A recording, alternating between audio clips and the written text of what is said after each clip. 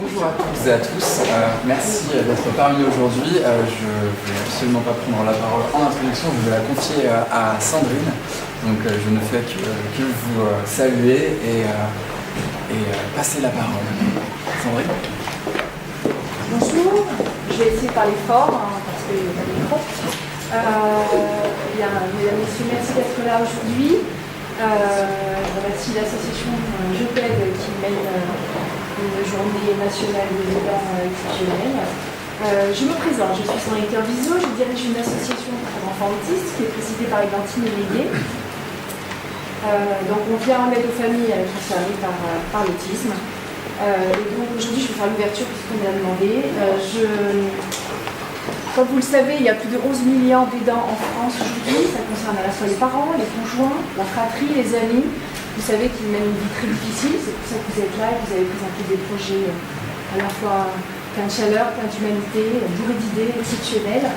Je fais partie des membres du jury qui a eu la lourde tâche de choisir les candidats. Je n'ai pas été la seule.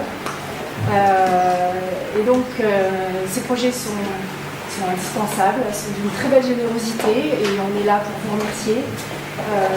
Moi qui suis au quotidien face à des familles qui ont un quotidien très très lourd, avec des enfants qui ne dorment pas, qui sont hyper nerveux, ce sont des familles souvent monoparentales, elles vivent des choses très douloureuses.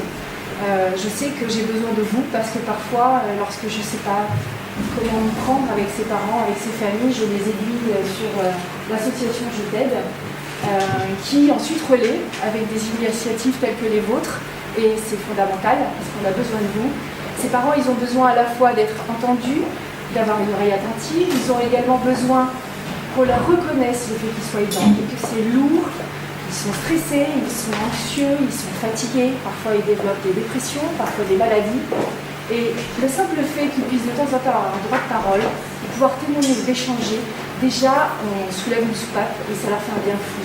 Parfois au-delà de solutions qu'on va leur apporter, le simple fait d'avoir le droit de s'exprimer, d'avoir une personne qui est à la fois empathique et ouverte, ça leur fait un bien considérable. Alors vous avez tous fait preuve de beaucoup d'ingéniosité au travers de vos projets. Encore mille merci. Et ça fait du bien de savoir qu'on peut relayer, et moi ça me soulage énormément, et je pense que loin d'être la seule, toutes les associations qui se portent, qui essayent d'apporter des solutions auprès des familles, eh bien, ça leur fait beaucoup de bien. En l'occurrence, nous on gère 2 établissements scolaires à Paris, on encadre un peu plus de 70 enfants, donc autant de familles en souffrance. On a réalisé une maison de répit dans le Var, pour essayer aussi d'apporter des solutions pour que les parents puissent nous laisser les enfants et retrouver un petit peu du temps pour eux, pour recharger des batteries, pour se consacrer davantage à la fratrie, parfois à leur couple, pour pas qu'ils divorcent. On est en train de créer un deuxième bâtiment en Occitanie, avec également une colocation pour des adultes, de façon à apporter une réponse aussi dans un contexte qui ne soit pas hospitalier, qui soit un peu plus chaleureux. Et puis j'espère qu'on va poursuivre le même combat que vous tous ici. Et donc au nom de tous les parents, au nom de toutes les associations, au nom de tous les aidants, je voulais vous remercier. Parce que sans vous, évidemment, il n'y a pas de réponse. Et on a tous besoin d'être solidaires, tous besoin de s'entraider. Et donc merci d'être là. Et puis maintenant, j'avais dit à Olivier que je ferais quelque chose de relativement court. Donc je vais laisser à Olivier la pertinence d'annoncer donc les lauréats et de vous féliciter à tour de rôle. Et encore mille merci de tout ce que vous faites. Merci.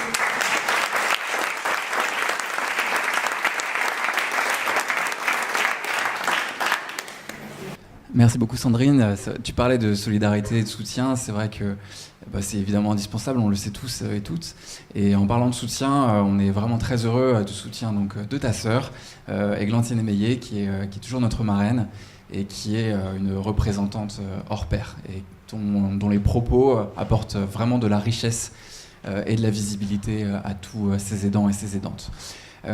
Donc le programme de cet après-midi qui nous rassemble tous et toutes, c'est d'abord de donner la parole à quelques experts qu'on connaît très bien, qui font partie de notre réseau, qu'on sollicite pour avoir leurs avis éclairés sur différentes problématiques et qui vont nous parler de la santé des aidants, qui est, vous le savez tous et toutes, j'imagine, la thématique de la mobilisation de cette année. Donc ensuite, il y aura un deuxième temps où on donnera les récompenses aux lauréats de ce premier prix Initiative Aidant. Et enfin, il y aura un temps d'échange très important qui aura lieu derrière nous autour de la table avec les bouteilles de champagne. Donc ce sera un échange informel, mais qui a lui aussi son importance après toute cette mobilisation. Donc je propose à nos 3 intervenants qui ont déjà commencé à discuter entre eux de nous rejoindre sur scène. Donc je vais appeler Madame Hélène Rossino, qui est interne et qui a fait une thèse sur la HAD et les aidants. Madame Céline Martinez, qui est psychologue clinicienne.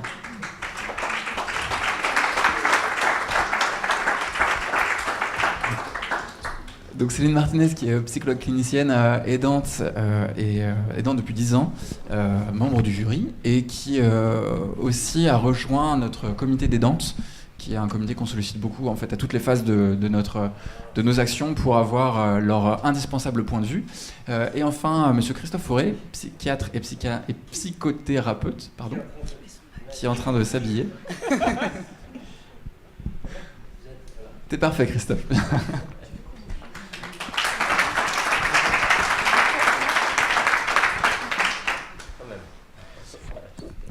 Donc l'idée de cette prise de parole, on en parlait tout à l'heure, c'est vraiment de faire un temps d'échange.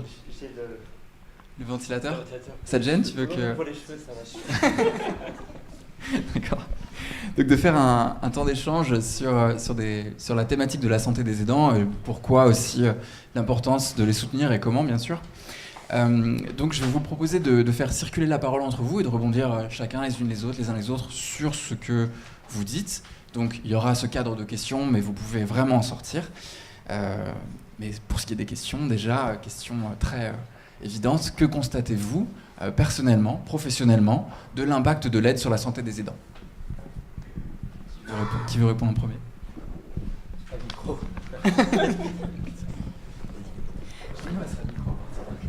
Alors attendez, pardonnez-moi pour la voix et pour le thé, je pense que vous vous rendez compte que bon, c'est la saison, la voix est un petit peu bizarre, je vais faire de mon mieux. Ce que j'ai pu constater dans mon étude, alors mon étude était consacrée aux adultes, je le précise parce que j'ai entendu beaucoup de témoignages de parents qui sont extrêmement courageux, donc ce que je vais dire concerne les adultes qui s'occupaient de patients adultes eux aussi.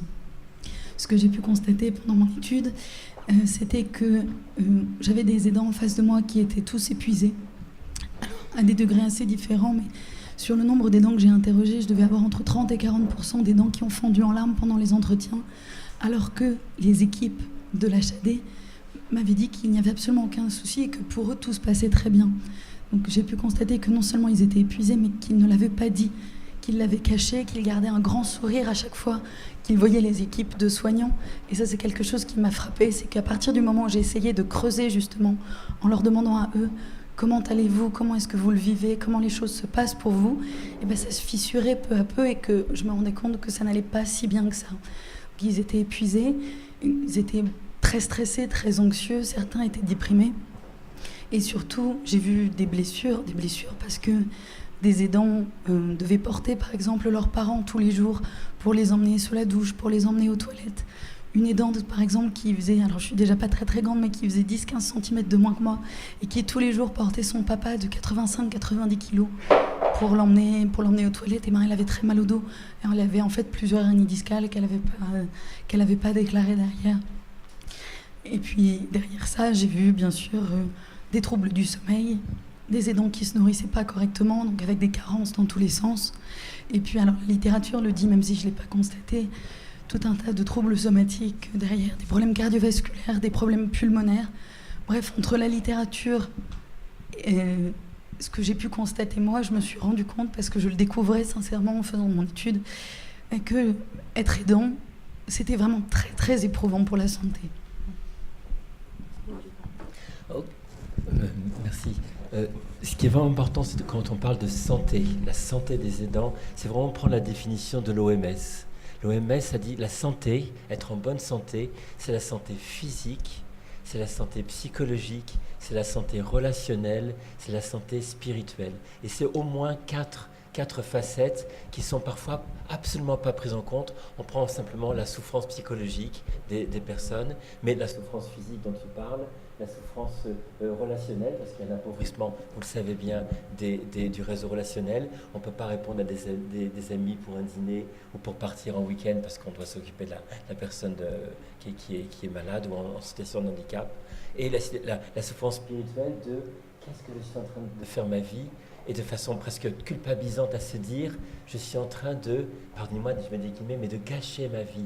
C'est pas la vie que je voulais pour moi, et pourtant je suis contraint, forcé à vivre cette-là, avec toute cette ambivalence de, je fais ça par amour pour cette personne que j'aime, je voudrais pas être ailleurs, et en même temps je voudrais être à des années-lumière de là, je suis coincé entre une culpabilité de vouloir que ça s'arrête, que tu t'en ailles de ma vie, que tu meurs, parfois, et en même temps celle qui est, je ne peux être que la seule personne présente auprès de toi. Donc il y a vraiment ces différents aspects de la douleur, au sein de ce qu'on appelle la douleur globale dans l'OMS qui demanderait à être prise en compte. Et je crois que un de mes rêves, ce serait qu'il y ait des journées sur des aidants où il y a une prise en compte de chaque dimension, où que chacun dise là où il est, qu'est-ce que je fais pour mon corps du mieux que je peux, dans le cadre parfois extrêmement restreint de ce qui se passe, de l'espace qui me reste pour prendre soin de moi, c'est parfois 2 cm 5. Quel espace il reste pour ma parole, pour déposer mes émotions, dire ma colère, ma culpabilité, mon soulagement que cette personne est hospitalisée, mon envie que, je me répète là, mais que ça s'arrête.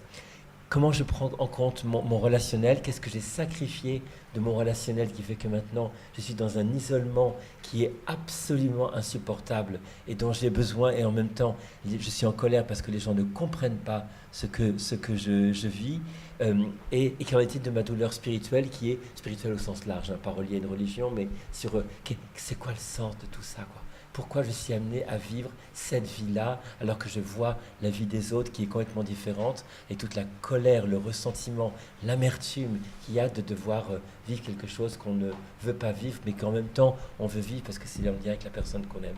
Donc ce serait différents aspects comme ça. Mais en tant que psy qui accompagne des personnes, je suis surtout sur les soins palliatifs, donc des personnes vraiment en fin de vie, et on m'en voit souvent, pas uniquement, mais souvent des parents, c'est Gustave Roussy ou Curie, qui m'envoient des parents qui accompagnent leurs petits en fin de vie pour pouvoir être en mesure de déposer une parole qu'ils ne peuvent pas déposer au chevet de leurs petits, parce qu'évidemment c'est pas la place, et puis ça les angoisserait et tout, mais de se vider émotionnellement, de dire tout ce qui ne peut pas être dit, et des choses parfois hyper crues, hyper violentes, hyper brutales, mais qui ne peuvent pas être dites, et même entendues par les soignants qui s'occupent de leurs petits, pour déposer ça avec l'idée que si je dépose ça là, je polluerai pas la relation de ça. Donc au moins, ça c'est cette petite partie-là dont je m'occupe, mais j'ai vraiment conscience que on réduit parfois un peu trop, je trouve, l'aide aux aidants à simplement une écoute qu'on va leur donner. Une écoute, une main tendue, quelque chose de chaleureux, c'est hyper important, ça fait partie d'une espèce de facette de ce diamant-là, mais il y a tellement d'autres choses qui pourraient être faites, et je me sens tellement moi-même en impuissance, parce que je vois quelqu'un qui effectivement est en train de se dénutrir parce qu'elle n'a pas le temps de se faire des bons repas, et se fait que des trucs picards au surgelé, c'est bon un picard, des trucs picards à la maison, une négligence d'une activité sportive qui a été arrêtée, alors que c'était plein d'éléments de vie qui ont été enlevés, qui fait qu'on n'est plus heureux.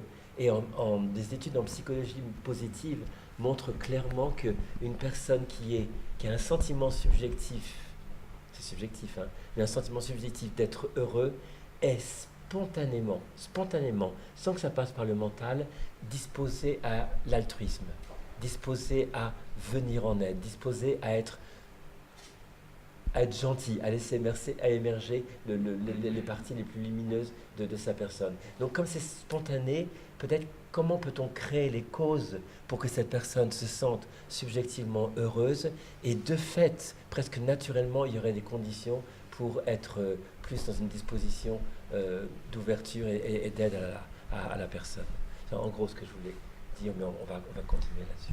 J'ai un micro. Je rebondis sur vos deux sur vos deux discours, dans le sens où effectivement on est impacté. Moi je suis là en tant que témoignante puisque je suis maman d'un enfant porteur d'une maladie grave et rare depuis 10 ans, qui présente des déficiences physiques, intellectuelles, psychologiques. Donc pour vous donner une image, j'ai vu ça hier sur Facebook, c'est un athlète qui aide une personne non-voyante à courir. Et ils sont reliés par un petit cordon. Et ça m'a fait pleurer parce que c'est exactement ça l'image. Et j'ai beaucoup aimé le terme de guide. C'est que nous essayons au maximum justement d'être des guides. Alors, moi en tant que mère pour un enfant, parce qu'il faut que je ne dois pas seulement l'accompagner, il faut que je le stimule et que je le surstimule. Parce que quand je ne serai plus là, j'espère beaucoup de son autonomie dans un cadre protégé, ce qui n'est pas le cas en France aujourd'hui. Donc tous les soirs quand je m'endors, je me dis j'espère que la météorite ne va pas tomber demain. Donc ce qui est très important dans ce que vous avez dit, c'est qu'il faut nous arrêter. À un moment donné, et c'est ce qu'ont fait plusieurs de mes amies, c'est qu'elles me mettent les mains sur l'épaule, elles me disent maintenant, on te veut en bas dans 10 minutes et tu vas boire un thé et tu t'arrêtes. Et le fait de poser la question en tant que médecin et de prendre ça en charge et en soin, parce que j'aime pas cette notion de charge. Comme je dis, nous les aidants, nous ne sommes pas malades, nous sommes épuisés. Et il faut nous restaurer. J'ai une amie de confession musulmane qui à un moment donné, il dit il faut rapatrier Céline. Parce que je dois témoigner de mon état physique. Là, j'ai mis un masque, la roche posée ou je sais pas quoi, et de la laque. Donc ça s'appelle un avatar. Merci Zara. Mais en fait, j'ai... Ça fait illusion. Voilà. Ah ouais, voilà. On dirait pas, voilà, une maman, pauvre maman, qui est épuisée et tout. Et c'est ça le truc, hein. C'est qu'on veut montrer quelque chose de soi, on ne veut pas être considéré comme une pauvre petite chose. Non, puis j'ai pas été Vraiment, éduquée comme ça, là aussi. C'est quelque chose qui est... C'est une éducation, j'y pensais à un moment donné, pourquoi les aidants ont choisi cette thématique, parce que, voilà, par éducation, par amour, comme vous disiez, par dévotion, je pense qu'une aidante indienne dit c'est mon karma, une personne africaine va dire c'est une mission. Voilà, chacun va essayer de trouver une solution parce qu'inconsciemment, il faut rétablir l'équilibre. On est attaqué tous les jours, on se trouve dans des situations extrêmes tous les jours, toutes les minutes, toutes les 5 minutes. On est, comme je disais à ma grande amie Sonia Samo, qui est dans le public et qui est une maman aussi d'une enfant porteuse d'une maladie très, très rare et très grave, quand on nous annonce la maladie, le diagnostic, on devrait aussi nous donner une panoplie de soldats. Et comme ça, grade général direct, moi je dis. Parce que c'est ça qui nous attend. C'est ça qui nous attend. On va mal dormir la nuit. Si on essaie de dormir le jour, ça ne marchera pas non plus, parce qu'il faut s'occuper des aînés, il faut s'occuper des autres. Ce sont c'est vraiment une vie où les besoins de nos enfants ou de nos parents qui sont en perte d'autonomie, ou qui sont attaqués par la maladie, sont des besoins intenses. Donc, quand un enfant vient au monde, pendant 6 mois, j'ai appris ça en psychologie, la mère se trouve en situation de préoccupation maternelle primaire. C'est-à-dire que dès que l'enfant même crie au bout de la pièce, elle l'entend.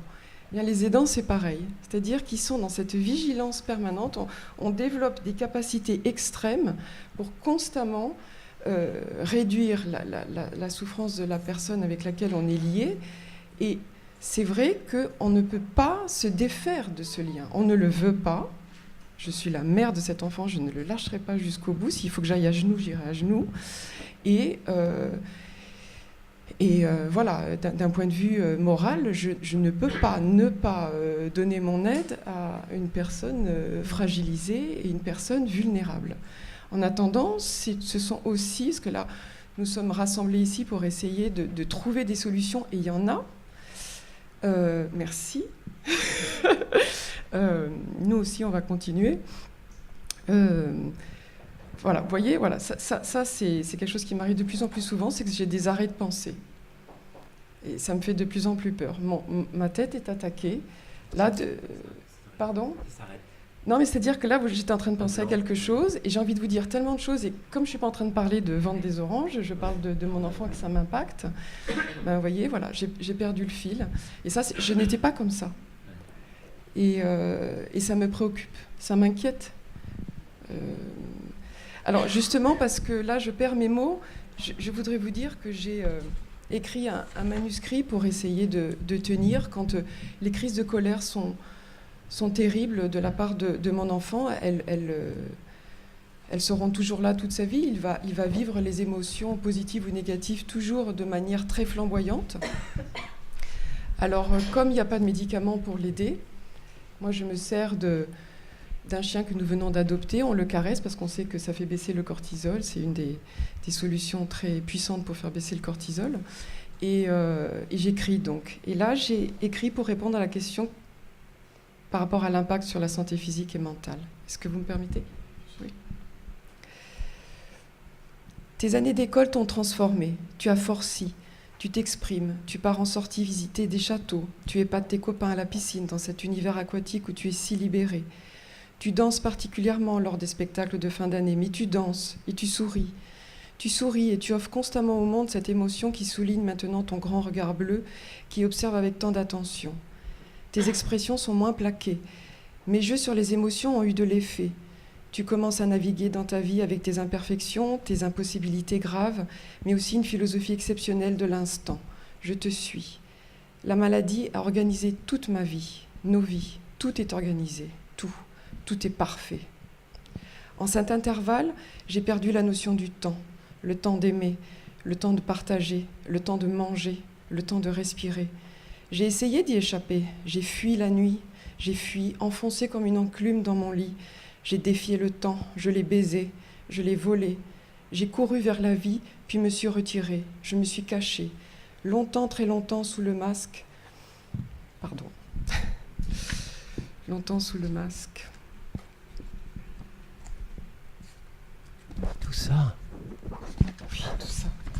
C'est un livre. C'est un livre.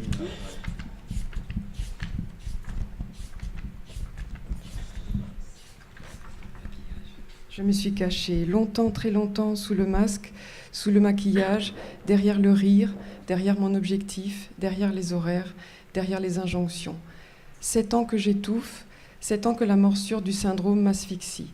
Chaque jour, un duel acharné fait de cris et de silences, de compromis et d'agressions insoutenables. Mes défenses ont cédé. C'est déjà fini et pourtant la ligne d'arrivée est encore loin, cette ligne qui me survivra après ma mort, qui s'éloigne si je l'approche. L'enfer existe, j'y vis et personne n'entend. Emmurée vivante, sacrifiée, maudite, dépecée, c'est une histoire de sauvagerie. J'ai tout essayé, la danse, la photo, les larmes, la laideur, les rires, les oui, les non. Je m'avoue vaincue, je dépose les armes. Je ne contre plus systématiquement les obsessions. Je n'ai pas fait la piqûre du soir hier. J'ai oublié la dose de nourriture, celle qui maintient parfaitement la dose d'insuline à son seuil le plus optimal. Je n'ai pas griffonné le cahier de correspondance de ces mots qui font le lien et qui transmettent. C'est comme si tu étais possédé, mon fils. Je sais quand je parle au syndrome, je sais quand je te parle à toi, mon fils.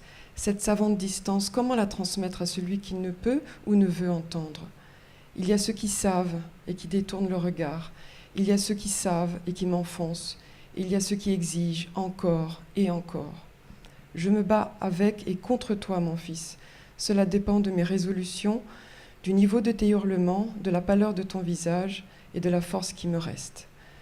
J'ai cru que je resterais intacte. J'ai cru que je résisterais aux crocs, aux insultes, aux dépréciations, aux espoirs déçus, aux critiques non fondées, à tes angoisses, aux miennes. Pour dépasser ce duel insensé, ces luttes vaines, j'ai choisi la solitude, un ordre nouveau. Voilà.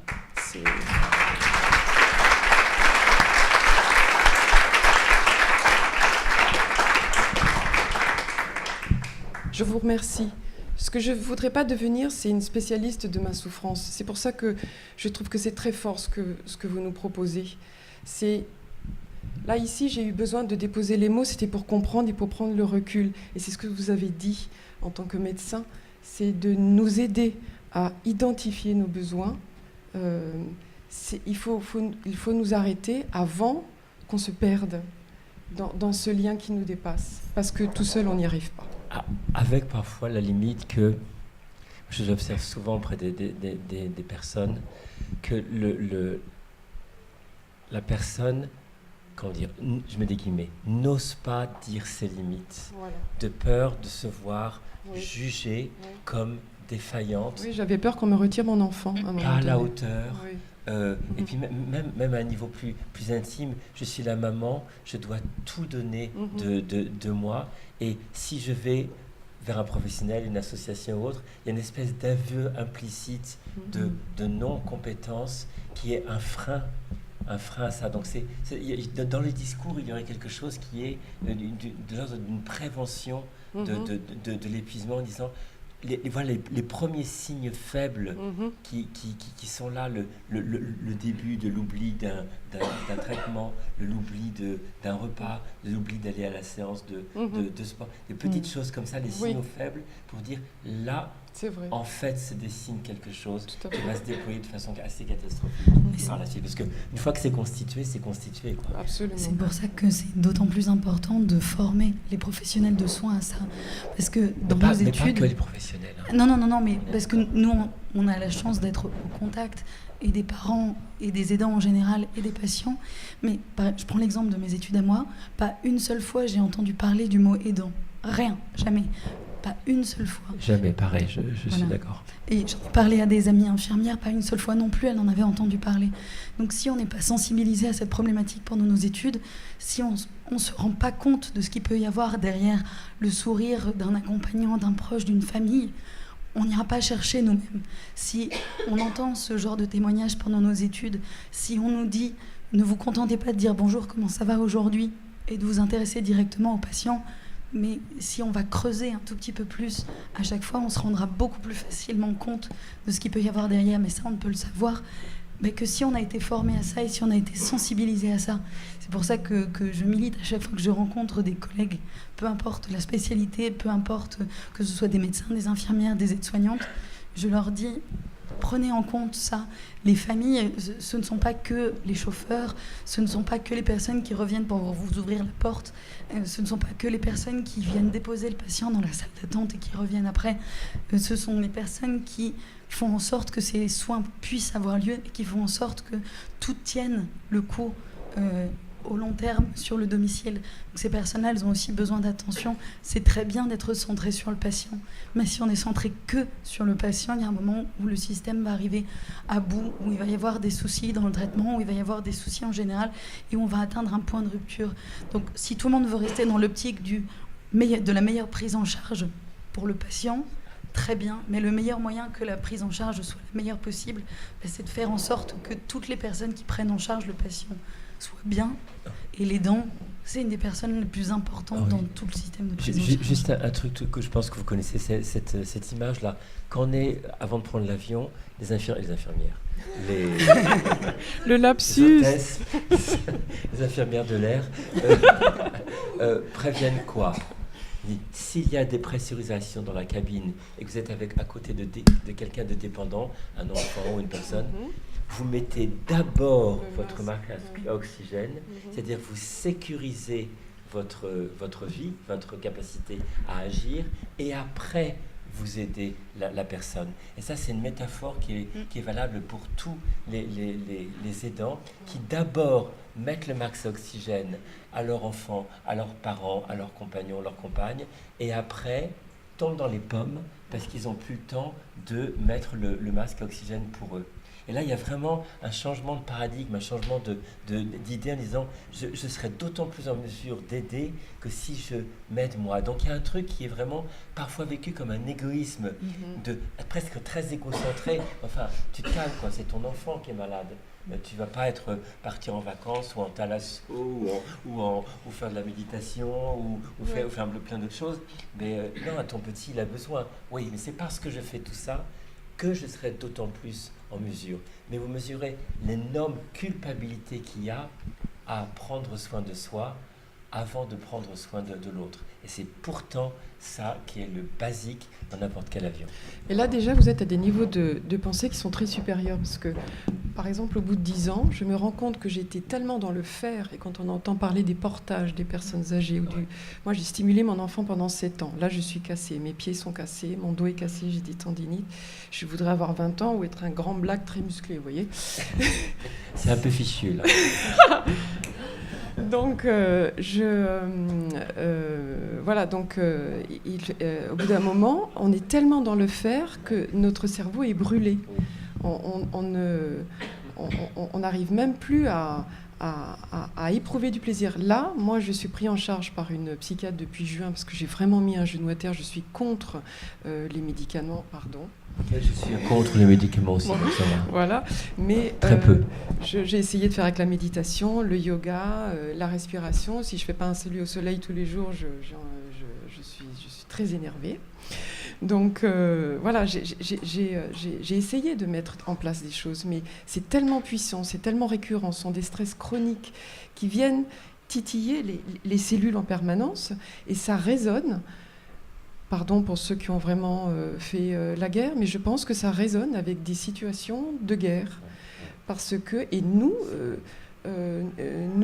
par rapport aux pompiers ou aux policiers qui travaillent la nuit, etc., ils ont peut-être quelquefois du répit. Nous, jamais. Jamais, jamais, jamais. C'est jour et nuit à vie. Surtout quand on donne naissance à un enfant. C'est dans l'instant. C'est-à-dire que moi, j'avais bien senti que l'enfant ne bougeait pas dans mon ventre, c'était un petit troisième. Et on n'écoutait pas mon instinct. Bon, quand on était devant la télévision pour le dernier check-up avant l'accouchement, tout le monde était dans le déni. On disait, il dort. Moi, je disais, il ne dort pas, il ne bouge pas. Et bon, l'enfant est né comme une grenouille qui n'arrivait pas à respirer, à téter, massage cardiaque, etc. Donc, les pressentis étaient là. Et donc... tout de suite, quand on a ramené mon brancard vers l'enfant qui était intubé, etc., pour respirer, j'ai dit « Ok, j'ai compris ».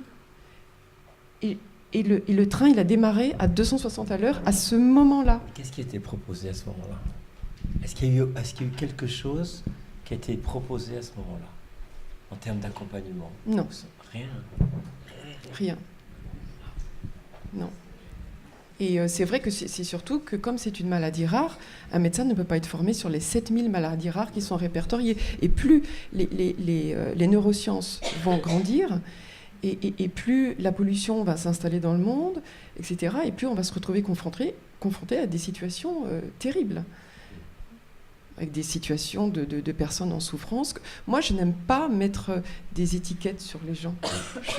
Je pense que les personnes en perte d'autonomie ou porteurs de maladies à cause d'un accident, à cause d'une maladie, donc parce que ce sera génétique, pour moi, c'est une personne fragilisée. Et on va tous, à un moment donné, aller vers ça. Dans le cycle naturel de la vie, on va s'occuper de nos personnes âgées. Il n'y a pas eu de dispositifs, même généraux, pas spécifiques de la maladie, en disant, voilà, on a un petit... clairement en situation de handicap, en contraste énorme. Non, parce que c'est pas révélé tout de suite. C'est pas révélé tout de suite. Il faudrait que vraiment, là par exemple, j'ai accouché à Saint-Cloud. Là, ce sont des pédiatres qui étaient très bienveillants. Ils ont bien vu qu'il n'avait pas le réflexe de Moreau. C'est ça, voilà.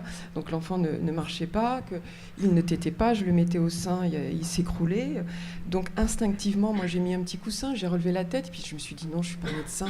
Et pourtant c'était un troisième, je me faisais pas confiance. Alors j'ai enlevé le coussin, je remettais le coussin, mais je sentais bien qu'il y avait quelque chose. Et à un moment donné, la pédiatre qui est rentrée, je dis vous allez me dire, c'est pas juste un oiseau qui est tombé du nid, il y a quelque chose d'autre là quand même. On va pas survivre à la maison avec.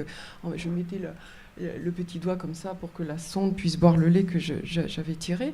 Et elle s'est assise sur le bord de mon lit. Elle m'a pas regardée. Elle s'est assise là, comme ça, sur le bord du lit. Elle a regardé par terre. Elle a dit je pense que c'est le syndrome de Prader-Willi. Et après, j'ai plus rien entendu. Elle s'est levée, elle est partie. Moi, j'avais les seins gonflés à bloc. Mon bébé qui n'arrivait pas à boire. Une césarienne avec 10 agrafes. Là, j'ai pris mon super...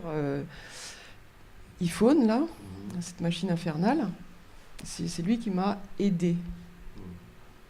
Voilà. Donc je suis tombée sur le site américain, heureusement, avec des images un peu qui aident. J'ai vu des enfants assis, tout ça, et j'ai lu très très vite, et j'ai vu hyperphagie, obésité, déficience intellectuelle. Je dis, ok, bon, alors on va faire comme ça, ok.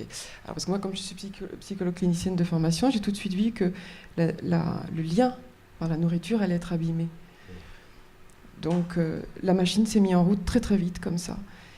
Et ça ne s'est plus jamais arrêté. Et comme je dis dans mon manuscrit, il a fallu que je compose avec cette annonce. Donc, à un moment donné, j'ai déconstruit la façon dont on m'a annoncé la dramatique, parce que je suis une adulte, que j'avais des représentations qui étaient vieilles, qui étaient autres, qui n'étaient pas adaptées.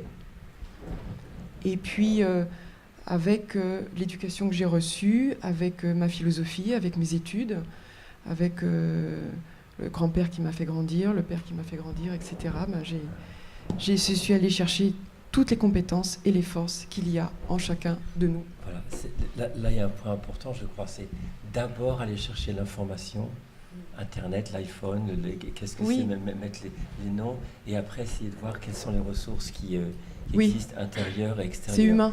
Mais ça, je crois qu'il y a plein de gens, enfin, je ne sais pas vous, mais il y a plein de gens qui ont pas le réflexe d'aller chercher le cadre cognitif déjà, simplement de quoi il s'agit, c'est quoi les vrais noms, parce que parfois, et c'est pas contre les médecins que je tape, parce que je suis un médecin, mais il n'y a pas les diagnostics qui sont tombés, qui sont on ne trouve donnés, pas de diagnostics. et notamment dans les diagnostics psychiatriques, dans les maladies psychiatriques, pendant très longtemps, on ne donne pas le diagnostic, beaucoup de médecins ne donnent pas le diagnostic psychiatrique, ce qui fait qu'il y a un handicap psychique qui est là, il n'est pas nommé, ou il est nommé à voix basse, et on ne sait pas exactement quel traitement, quelle approche, quel parcours de soins proposer à la personne. Donc il y a vraiment, là en amont, même au début, dès la naissance de votre petit, c'est quoi on met, quels mots on met. Après, les mots permettent de peut-être amener des démarches particulières.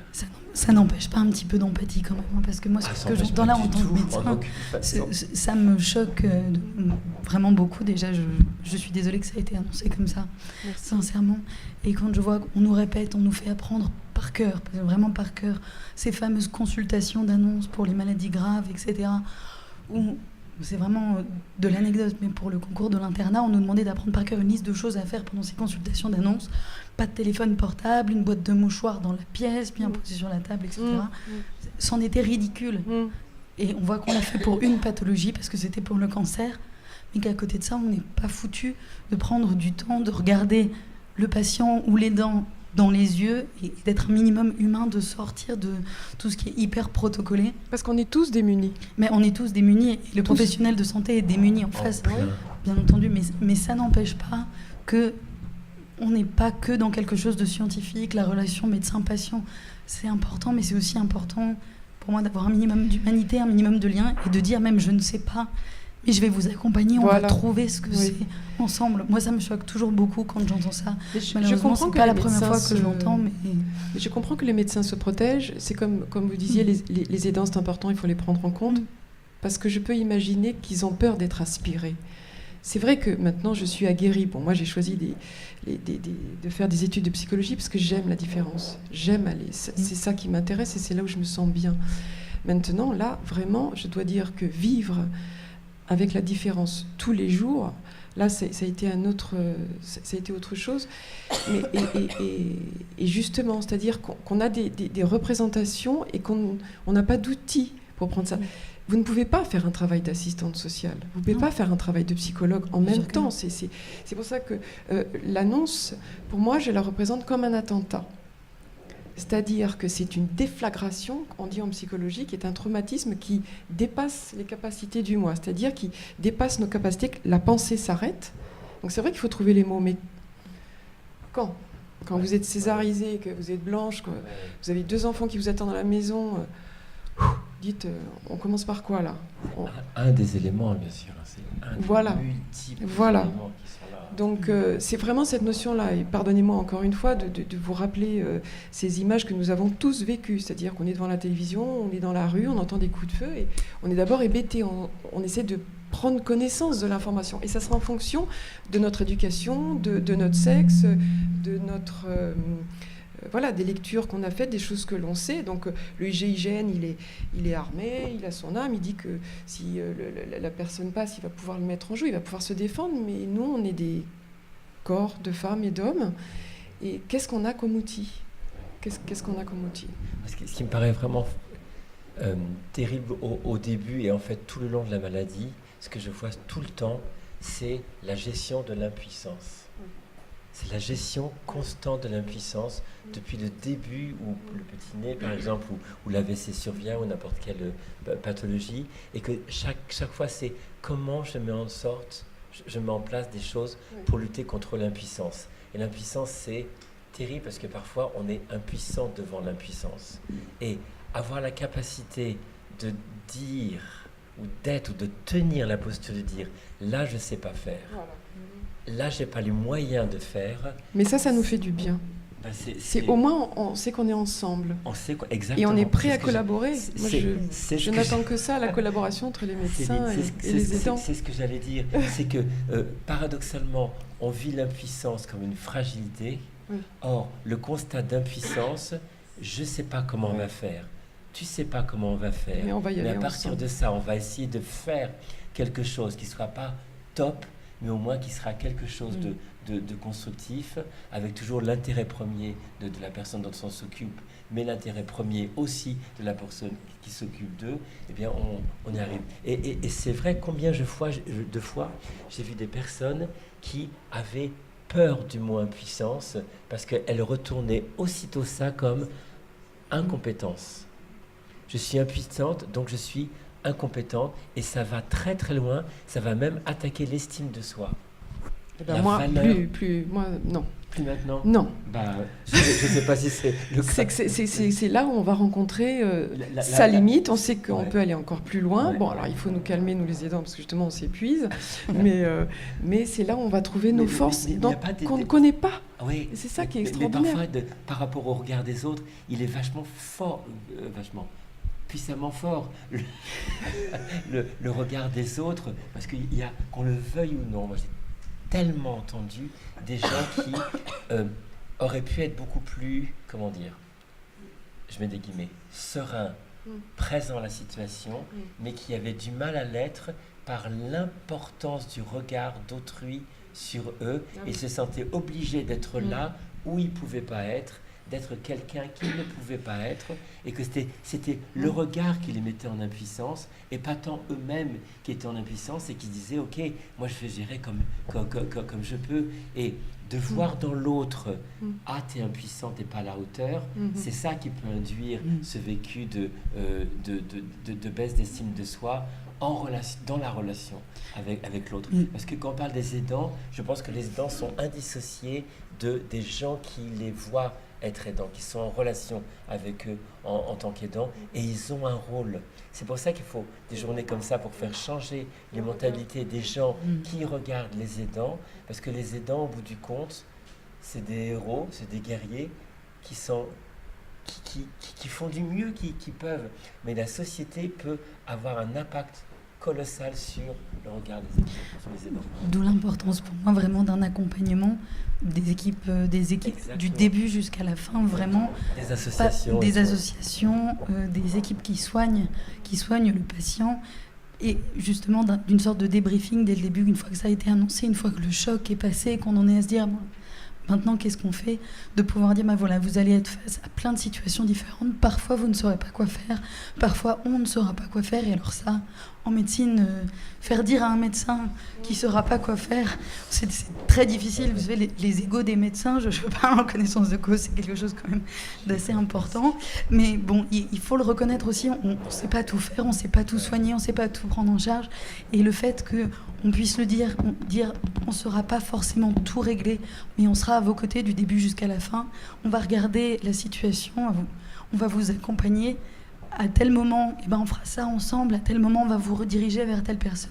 Mais ce sera vraiment un diagnostic partagé et un accompagnement. On ne vous laissera pas seul. Même si on ne sait pas quoi faire, on sera là pour vous accompagner. Et c'est ça qui est très important, c'est de mettre dans l'action. C'est ça. Parce que quand on est, ça c'est là où vous nous aiderez, quand on est impacté par quelque chose de traumatisant ou de violent, moi je trouve qu'il y a un film qui est très explicatif sur la façon dont on accueille ces diagnostics. Ça s'appelle The Wave en anglais. C'est avec Naomi Watson et c'est l'histoire du tsunami, je crois, en 2004 en Asie. Voilà, donc la personne va en vacances avec son mari et ses enfants. Elle est en train de lire et puis il y a un vent qui se soulève et sa page se colle contre un mur de la piscine et les oiseaux se mettent à s'arrêter de piailler, les chiens commencent à bouger bizarrement, etc. Et puis tout d'un coup, les gens se retournent et voient une vague immense arriver. Et c'est exactement ça. C'est-à-dire, c'est très bien fait dans le film, c'est-à-dire que la vague déferle, il y a le gamin de 12 ans qui réfléchit, sa mère lui dit « vas-y, plonge », il donne toutes ses forces, il plonge dans la piscine comme ça, le rouleau passe par-dessus lui, il est sauvé, et elle prend la vague contre la vitre et tout s'arrête pendant quelques secondes. Donc c'est exactement ce qui nous arrive, c'est la première étape, c'est le blanc, c'est-à-dire la sidération. Et puis ensuite, quand voilà, la vague, entre guillemets, est passée, eh bien, on regarde dans quel état on se trouve. Donc, je suis une femme de 43 ans, je viens de donner naissance à un enfant, j'ai 2 enfants. Est-ce que j'ai du soutien, pas du soutien? Je suis où? Est-ce que je suis sur une île déserte? Est-ce qu'il y a des humains autour de moi, etc., etc. Et après, c'est la notion de dignité, parce que je trouve que les aidants se taisent par dignité, surtout en France, c'est très judéo-chrétien. Moi, j'ai vécu au Brésil. Là-bas, on rigole. On rigole d'une différence. On met des plumes, on met de la musique, on danse tout le temps, tous les jours. Ici, c'est un peu moins ça. C'est dommage parce que c'est important. On parlait beaucoup des médecins, peut-être un peu trop des médecins, parce que la place des associations, elle est vraiment fondamentale. Un exemple très, très, très clair. Un monsieur que j'accompagne qui, suite à une chimiothérapie dans la moelle épinière, a perdu l'usage de ses jambes. Il est traité de son cancer, mais enfin, il est devenu handicapé. C'est super. Et je ne le vois plus depuis 4 ans, mais on a un contact téléphonique depuis 4 ans, chaque semaine, pour un soutien. Et puis un jour, je me rendais bien compte que j'étais impuissant à faire avancer plus ce monsieur. Et j'ai contacté un ami via une association qui était danseur, étoile, et qui est devenu paralysé, et qui est devenu coach, pour justement aider les personnes qui étaient là. Et c'est par l'associatif, par un père, P-A-I-R, qu'il a pu faire 1000 fois plus de progrès en 6 mois que moi en 4 ans. Donc il y a véritablement une force de frappe dans les associations et dans l'aide de pair à pair, même si on a l'impression que c'est désespérant. Une maman qui est complètement épuisée, qui va aider une autre maman complètement épuisée, et bien là-dedans, je ne sais pas ce qui se passe exactement, mais il y a quelque chose d'extrêmement puissant qui fait que la mise en résonance des 2 vécus va générer quelque chose qui ne peut pas émerger dans le rapport aidant aider. Et c'est là où vraiment réside la force de l'association. Pendant 10 ans, j'ai été dans l'association Aide pour l'accompagnement des personnes touchées par le sida de 87 à 97. Eh bien, j'ai tout appris là-bas, dans l'association. J'ai rien appris sur les facs de la banque, sur les bancs de la fac. Bonjour la dyslexie. Sur les bancs de les facs de la banque. Sur les bancs de la fac, c'était dans des situations où parfois il n'y avait pas d'aidants. Vous alliez voir chez des personnes un jeune garçon, une jeune femme qui avait le virus qui avait complètement bouffé leur cerveau, qui était dans une encéphalite et qui était menacé parce qu'il y avait une lampe en haut qui mais c'est quoi ce point lumineux qui me menace? Et il n'y avait pas d'aidants. Et les seuls aidants, c'était des personnes de l'association et ou des pairs. Donc là, je crois qu'aussi que dans le dispositif, il y a véritablement, au-delà des médecins, au-delà de l'interaction, beaucoup de place à faire aux associations qui mélangent leur désespérance, leur expérience, leur joie, leurs compétences, et que de là peut émerger. Parce que on peut avoir vraiment l'impression d'être anormal, d'être sidéré, d'être anormal, d'être complètement collé contre la fenêtre, complètement anormal d'en avoir mal, complètement anormal. Mais si on entend quelqu'un qui dit « mais oui, c'est normal », il y a peut dire « ah bon, c'est normal, je ne suis pas une mauvaise personne, je ne suis pas un mauvais accompagnement, je ne suis pas un mauvais parent ». Et ça, c'est vraiment puissant. Et c'est vrai que nous, médecins, on n'a pas vraiment la capacité de le dire, puisque notre rôle, c'est quand même de dire « oui, ça va, oui, c'est bien ». Mais c'est 1000 fois plus pertinent si ça vient de la part d'une personne qui vit exactement la même chose. Il y a une vraie force, moi, dans l'associatif, que je défendrai toujours. Je suis 100% d'accord. Encore une fois, le seul souci, c'est d'avoir reconnu qu'on était face à un aidant et d'avoir identifié le problème, parce qu'il y a effectivement pas mal d'associations d'aidants qui font un boulot exceptionnel. Depuis que j'ai écrit ma thèse, j'ai eu la chance de vous rencontrer tous et toutes, et j'ignorais à quel point déjà les associations faisaient un boulot incroyable pour les aidants. Bravo, accessoirement, hein, j'en profite. Mais c'est vrai que si on n'est pas au courant de la problématique des aidants, qu'on n'y pense pas et qu'on n'est pas éduqué à ça, on ne va pas renvoyer les dents vers les associations d'aidants. Donc, c'est tout bête, mais d'apprendre à tout le personnel soignant ce qu'est un aidant, ça permet aussi d'envoyer justement cet aidant vers les personnes qui vont lui faire du bien et vers les personnes qui vont pouvoir l'accompagner de manière plus précise et qui vont lui permettre de partager son expérience. Et pas seulement de l'envoyer vers les associations de la pathologie, parce qu'on a souvent des associations de patients autour de ces pathologies.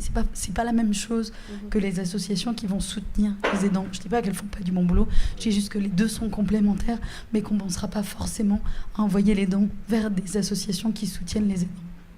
Et là, ce qui m'inquiète dans ce que j'écoute, c'est par rapport à ce qui se passe là dans le monde, c'est la surabondance d'informations.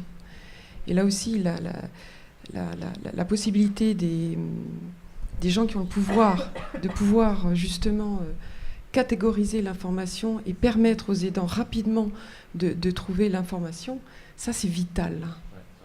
C'est vital. Parce que c'est le radeau dont on a besoin.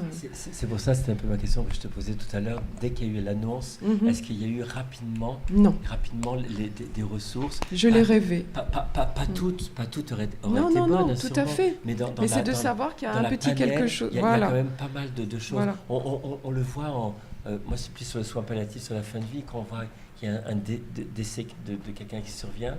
Souvent, je suis à la maison médicale Jean Garnier, enfin j'y étais.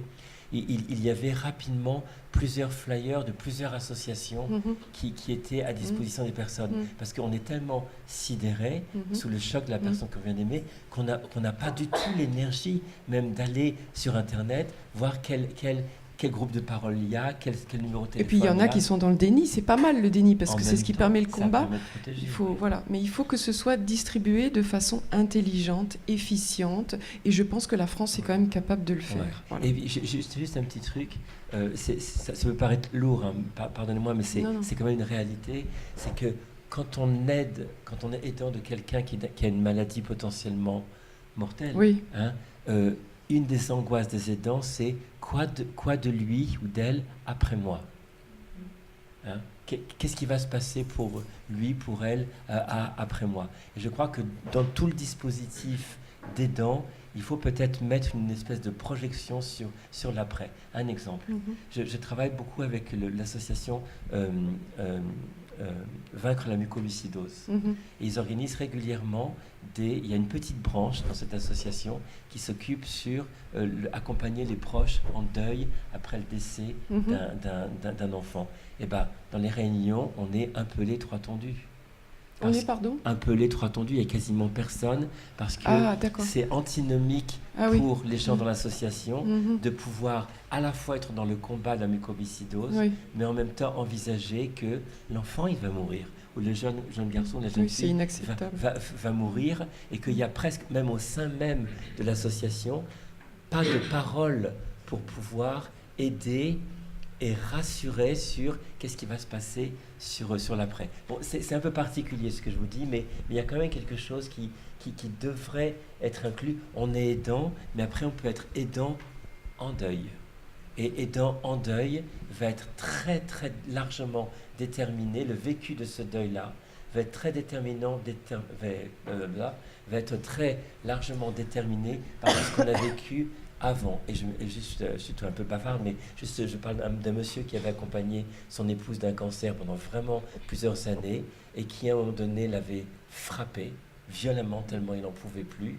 Eh bien, cette gifle, il l'a portée pendant des années après le décès de son épouse, jusqu'à ce qu'on fasse un travail spécifique sur cet instant qui avait duré 5 secondes, alors qu'il avait passé des années d'aide. Donc il y a véritablement aussi aider les aidants, c'est aussi aider les aidants avec une idée de, ils vont peut-être être en deuil de la personne qu'ils accompagnent, et que tout ce qui va être mis en avant pendant l'accompagnement va être peut-être quelque chose de l'ordre d'une prévention de deuil éventuellement compliqué. Moi, ce que je trouve très beau dans ce que vous dites, c'est que vous rétablissez la pensée. Et vous rétablissez le lien de vie. C'est ça que je trouve très fort dans le questionnaire pas le questionnaire, mais la relation avec un médecin. C'est comment on pense les choses, comment on porte la vie, ce projet de vie. Comment on va plus loin qu'un diagnostic, simplement. Parce qu'à chaque fois, on parle du diagnostic, de ses conséquences, mais le diagnostic, c'est une partie de la vie, malheureusement, et il faut continuer à vivre. Tout ne s'arrête pas à l'hôpital, tout ne s'arrête pas à la prise en charge. Voilà. Et c'est quelque chose qu'on a beaucoup de mal, surtout quand on est médecin hospitalier, à concevoir que cette maladie et ce diagnostic, ça s'inclut dans un parcours et qu'il faut aider justement à ne pas sortir de ce parcours, mais à continuer. Parce que la vie continue, malheureusement. Elle continue, peu importe les circonstances. On a envie de vivre. Oui. Olivier, on ne te laisse pas la parole. Alors, je me suis emparé du micro justement pour faire ce geste qui annonçait qu'il va falloir que je vous demande un mot de conclusion. Déjà, oui. Bon, la bonne nouvelle, c'est qu'on pourra prolonger ce temps d'échange et personnellement, je me sens très coupable de couper cet échange qui est passionnant, qui est très riche d'humanité. Mais voilà, je suis navré de devoir vous proposer de conclure à travers un mot les uns et les autres, si vous le souhaitez. Ok. Vraiment, pour moi, c'est l'associatif. Pour moi, c'est clair, c'est l'associatif. Le médical est essentiel, mais il est une facette du diamant.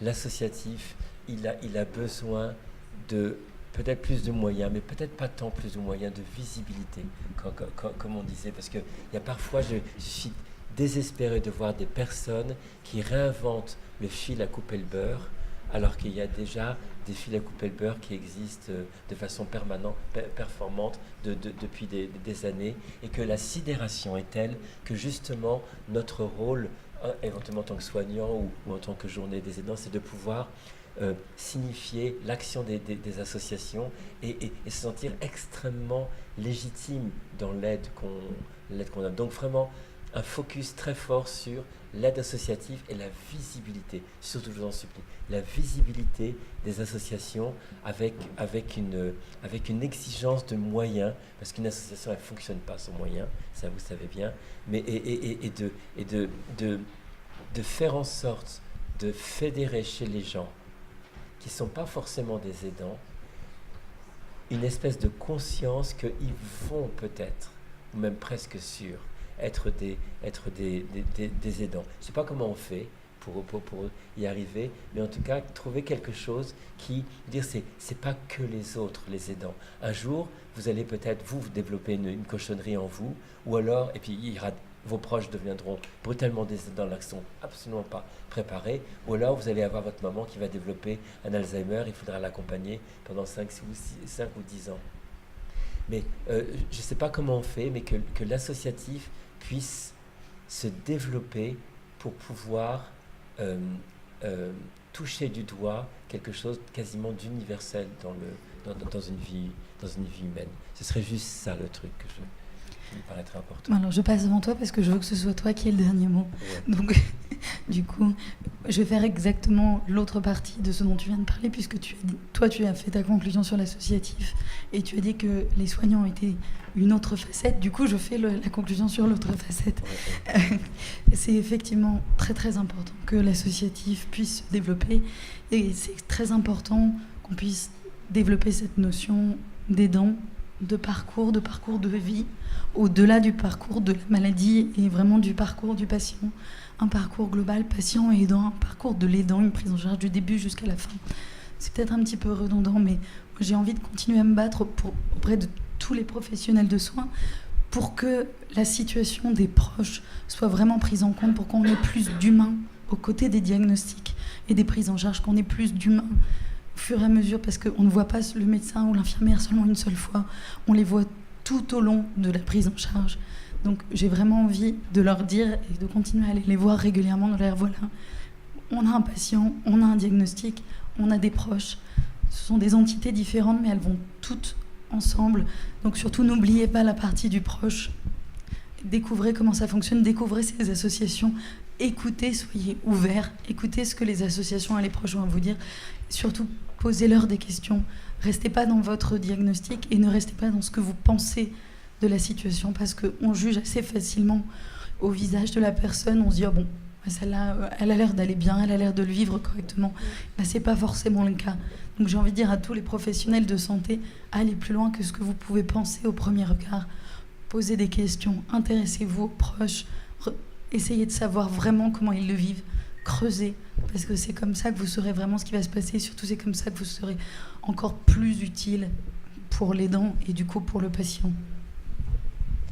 Moi, j'ai envie de terminer en disant que j'ai eu la grande chance, grâce à Olivier Maurice et à l'association Je t'aide, de rencontrer Franck Guichet, sociologue, qui travaille sur la thématique des aidants depuis 20 ans, et qui dit combien les aidants sont des gisements d'idées. Nous sommes des facilitateurs pour conduire justement cette problématique. L'humain est un être de lien, et c'est vrai que quelquefois cette relation, elle se complexifie avec la relation d'aide. Donc voilà, j'ai envie de vous dire, s'il vous plaît, donnez-nous la force de continuer, parce que nous ne cesserons jamais d'aider.